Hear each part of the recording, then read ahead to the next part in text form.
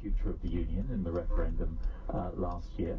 They've decided to remain inside the Union, which we're delighted about, and we now have to make that work, and part of making that work is going to be moving to devolve more power to Scotland, more power to the Scottish Government, and to ensure that English MPs vote on English legislation in Westminster. The British Foreign Secretary Philip Hammond there. Now, I can tell you that David Cameron is in his convoy of cars on his way to party headquarters in London, and he'll be very pleased that he won't have to get the removal vans to get his belongings out of Downing Street. But at Downing Street, waiting for him to get there, is our correspondent Naomi Grimley. Naomi, do we have any idea about the timetable? Yes, morning from Downing Street, Philippa. At the moment, there's just a lone policeman outside the famous front door. But as you would expect, masses of media, including the American networks just to my right. Now, as you mentioned, David Cameron is winging his way back to London. We've got a TV helicopter tracking his every move. He's expected, first of all, to go to the Conservative Party headquarters. That's a traditional thing, to thank the staff, who of course had very little sleep for the last 24 hours, indeed the last 6 weeks. And then we expect him to come back here, and that will be a really important moment when he re-enters the famous front door of number 10. And Naomi, I think all our networks and some of the American networks I can see are on that car, making its way towards Conservative Party headquarters. Something very important that he said in his speech in Whitney was that we have to get on with offering the greater devolution to Scotland and to Wales. Yeah, that's going to be one of the big challenges. Boris Johnson has gone further this morning, saying that he believes there will have to be some kind of, quote, federal offer to Scotland. So that sounds like there might have to be some big constitutional moves to confront, really, what has happened overnight north of the border. The other thing that David Cameron needs to do when he comes back here is strike an inclusive tone. We've already heard that Danny Alexander, who's lost his seat, the Liberal Democrat minister who lost his seat in Scotland, has said that David Cameron fought a divisive campaign and that he opened up wounds. And I think when David Cameron makes his statement in Downing Street later, he's going to have to find a way of rebutting that criticism, because it's quite a stinging one. Naomi, one final thought for you just for the moment. You mentioned Boris Johnson, which reminded me that David Cameron has said he's not going to fight another election. He's named 3 potential successors. Now that'll set things going quite quickly, won't it? All the speculation and competition.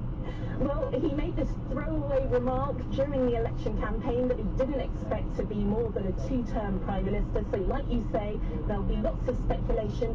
Don't forget though, Philippa, that this has been quite a night for David Cameron. He's really managed to prove his steel to his critics, and he will have some authority, certainly in the initial few months. Whether that will seep away or whether his backbenchers will misbehave, particularly on the subject of Europe, well, that remains to be seen. But for the moment, he is in a very strong position. Naomi Grimley in Downing Street, thank you very much. And Tim, I don't know what you think, but it looks as if David Cameron's car might be passing in front of Buckingham Palace. Anyway, he's in the heart of London right now. Yeah, and he's also going to be very close to the Palace of Westminster, which is where Karen Giannoni is. Hi Tim, yes, we're on the green space opposite the Palace of Westminster. We haven't caught a glimpse of David Cameron yet, though, here in central London. Not much green to be seen here, to be honest, because there are so many tents belonging to the hordes of media from all over the world, including us. I'm with the BBC Radio 5 Live's chief political correspondent, John Pienaar. And John, how does this compare to the elections you've covered? Oh, it's up there. There's no question. I mean, I'm fantastically old, and I've covered an enormous number of general elections, some of them absolutely unforgettable. I mean, the first election I covered was 1983, where we had an election with many parallels in some ways with this one. There was a Labour Party led by a leader who was hugely highly rated by the British public at large for his leadership ability, for the fact that he was seen as being a totemic politician of then the old socialist left. Now, you couldn't describe Miliband in precisely the same way, but he has something in common with that. His ratings were poor, it is fair to say that. His politics were, we would have described it as pretty much rooted in the left, although left and right as terms have gone out of fashion, but that's pretty much where they were. And he's met a fate not dissimilar to that which met Labour's leader at that time, Michael Foot, against Margaret Thatcher, who at that point looked like an invincible leader. We haven't been thinking of David Cameron as being an invincible Tory leader, but he's getting on towards the edge of being considered a possible contender for invincibility in the light of this result, which has defied so many expectations. It's ended in David Cameron heading towards, yes, some sort of bare majority in the House of Commons, which is not the same as the landslide victories of old.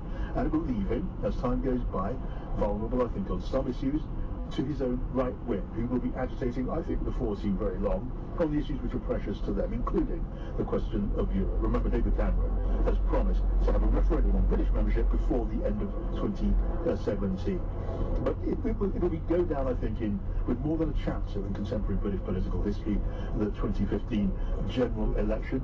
The march of the Scottish nationalists, we have never seen anything to compare with that. We've seen the Liberal Democrat Party, the centrist party of British politics, cornered and dismembered. If this whole election was a video game, you'd have to censor it. It is that brutal. And the sight of so many big figures just biting the dust one after the other, well, that reminds me of the closing sequence of The Godfather, with leaving Don David Cameroni sitting in a certain amount of serenity while his enemies drop all around him. John Pienaar, can I leap in? It's Tim Franks here. Very nice to speak to you, John. Can I just ask you, who do you think's going to resign first? Nick Clegg, the leader of the Liberal Democrats, or Ed Miliband, the leader of the Labour Party? In that particular race, that rather sad race, I think Nick Clegg is going to resign first. He is on his way back to Westminster. My expectation is we'll be hearing Nick Clegg calling time on his political career pretty quickly. Ed Miliband, I've no doubt he's going to go too. He may take a little more time about that to let the dust settle around him, to allow time for his party to come to terms with what has befallen them, which must be, I think, in every possible way, a trauma for them to absorb before he plunges the party into the official stage of a battle for the succession. They have to come to terms with what's happened around them, and the earth has shaken and broken under their feet. With that dramatic imagery, John, I'm going to have to let you go back to our neighbouring tent where you belong at 5 Live. Thank you very much. They're clamouring for you back. John Pienaar, Chief Political Correspondent at BBC Radio 5 Live. And we can hear the helicopters overhead, the ones probably tracking David Cameron's car. On that note, back to you in the studio for now. Thank you very much, Karen. And when John Pienaar says that it's been a remarkable night, you know it has been a remarkable night. And one place where it has been truly astonishing has been up in Scotland, where Val Sanderson is. Although I suppose, Val, one point is that in a sense the polls got it right, that the Scottish nationalists were going to sweep the board, and so they did. They certainly did. I have to say, Tim, I think what's happened here is more like Gladiator than Godfather, especially with the roar of the Scottish lion, don't you think? As Alex Salmon said. I'm going to allow the movie similes to sort of lapse at that point, but you carry on. You mentioned the poll. The exit poll wasn't quite right, nearly there, but let me tell you the state of play now. 58 seats here in Scotland have declared. 55 have gone to the Scottish National Party, 1 to the Liberal Democrats, 1 to the Conservatives, 1 to Labour, and 1 seat, the seat of Berwickshire, Roxburgh and Selkirk. A recount is going on as I speak. Well, here I am in Glasgow, in the Lowlands. Tim Reid is the BBC Scotland political correspondent based in London. So what does it look like from there? Morning, Val. Astonishing and extraordinary. I think 2 words to describe what the SNP have managed to do. As you say, the polls, the opinion polls beforehand had suggested that they would do well. The party itself, I think, was rather cagey about accepting that they could gain upwards of 52 seats. In the end, they've gained 55. And in terms of Scotland represented in the Commons, the fact that there is only going to be 1 Labour MP, 1 Conservative, possibly 2, if they win that final seat that's got to be counted, and 1 Lib Dem, changes the political landscape hugely. And it means that when we come to events like Scottish Questions, where ministers question the Secretary of State for Scotland, and we don't yet know, of course, who that will be, but I suspect it might be David Mundell, the only Conservative that has been returned, and he's been a junior minister up to now.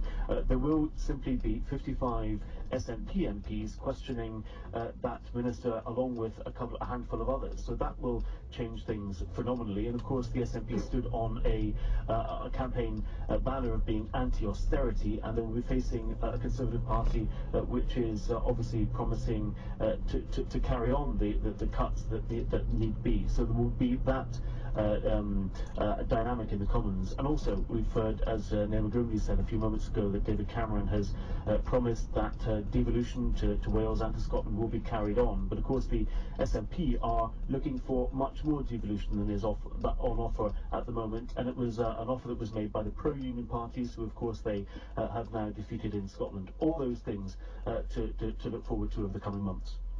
There's some activity going on at Berwick where that recount is going on. We'll bring you the news of that when we have it.